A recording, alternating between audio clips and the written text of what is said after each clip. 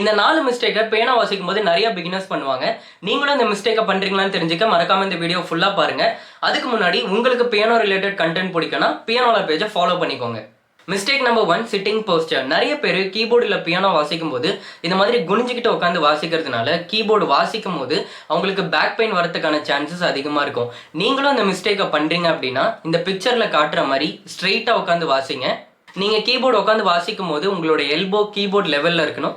அதை விட ஹையாவோ இல்லை லோவாவோ இருக்கக்கூடாது. இதுதான் கரெக்டான position. Mistake number 2, hand position. ஃபிங்கர்ஸை ஃப்ளாட்டாக இந்த மாதிரி கீபோர்டில் வச்சு வாசிக்காதீங்க.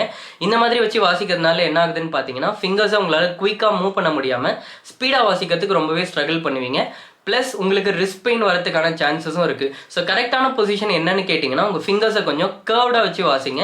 இன்னும் டீட்டெயிலாக சொல்லணும்னா உங்கள் கையில் ஒரு பால் ஹோல்ட் பண்ணியிருந்தீங்கன்னா எப்படி உங்கள் ஃபிங்கர் பொசிஷன் இருக்குமோ அதே பொசிஷனை உங்கள் கீபோர்ட் மேலே நீங்கள் ப்ளேஸ் பண்ணி வாசிங்க. Mistake number 3, finger position. நிறைய பேர் கீபோர்டு வாசிக்கும் போது இந்த ஃபிங்கரோட ஃப்ளாட் சைடை யூஸ் பண்ணி நோட்ஸை ப்ரெஸ் பண்ணுவாங்க. இப்படி ப்ரெஸ் பண்ணாமல் உங்களோட ஃபிங்கர்ஸை லைட்டாக கர்வ் பண்ணிவிட்டு ஃபிங்கர் டிப் யூஸ் பண்ணி வாசிச்சிங்கன்னா இதுதான் உங்களோட கரெக்டான பொசிஷன்.